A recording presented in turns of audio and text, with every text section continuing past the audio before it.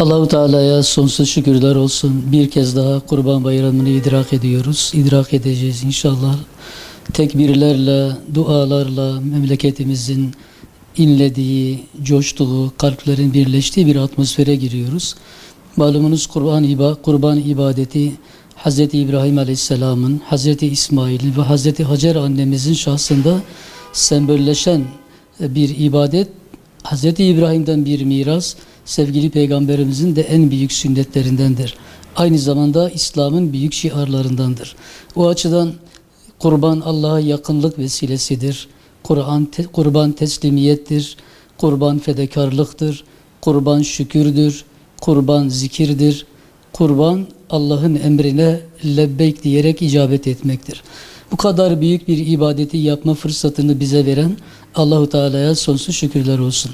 Hanefi mezhebine göre vacip olan, Şafii mezhebine göre ise müekked sünnet olan bu ibadeti gücü kuvveti yerinde olan her Müslümanın yerine getirmesi bir görevdir.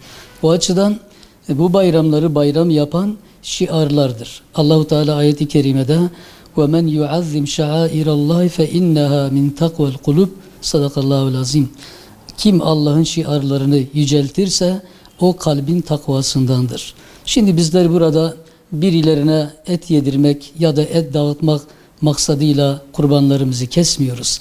Rabbimiz kesin dediği için, İslam'ın şiarı olduğu için, Peygamberimizin sünneti olduğu için ibadet şuuruyla kurban kesiyoruz, kurban keseceğiz inşallah. Bu açıdan kurban hem zikirdir, Allah'ı hatırlamadır, Allah'ı hatırlatmadır.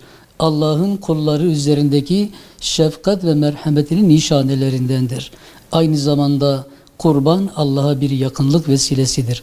Kararan kalplerimizi, kirlenen dünyamızı, şehirlerimizi, gönüllerimizi Allahu Ekber diyerek temizlemenin, manevi bir atmosfere sokmanın vaktidir, yeridir kurbanı.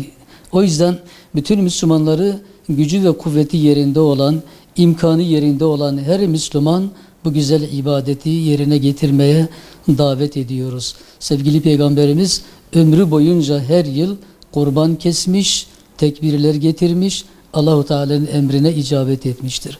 Bu büyük peygamberin büyük sünneti olan kurban ibadetini de biz peygamberin ümmeti olarak yerine getirmek için harekete geçmeliyiz. Şunu unutmayalım. Bugün yılda bir kere kestiğimiz kurbanlarımız fırsatı vardır. Yılda bir keredir.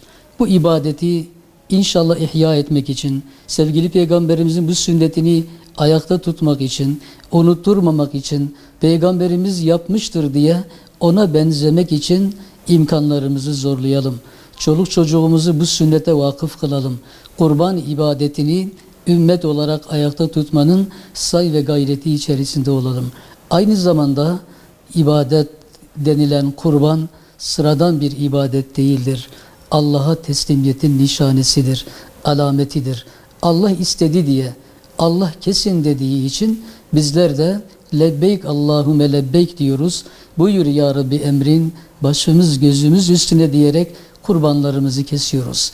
Ve kurban kesmek sadece hayvan kesmek değildir, et dağıtmak değildir. Elbette içimizdeki kurbanlarımızı, içimizdeki sevgili olan her şeyimizi Allah'a kurban etmenin, nefsimizi ıslah etmenin, dünya tutkularından, zincirlerinden kopmanın adıdır kurban.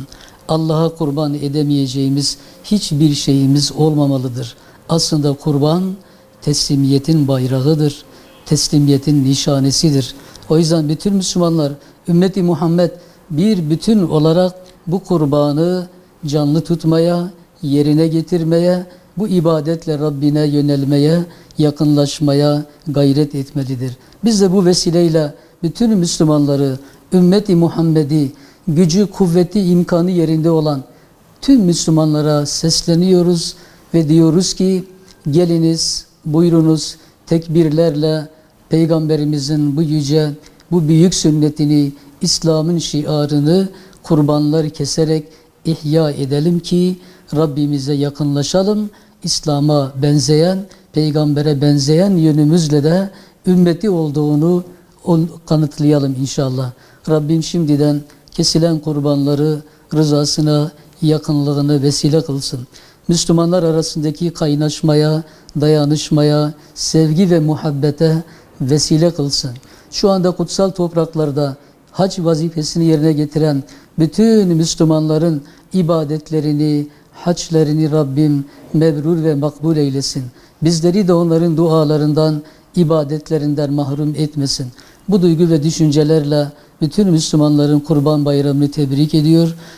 Asıl ve gerçek bayramlara ulaşmak için, güzel yarınlara ulaşmak için vesile kılmasını diliyoruz. Allah'a emanet olunuz.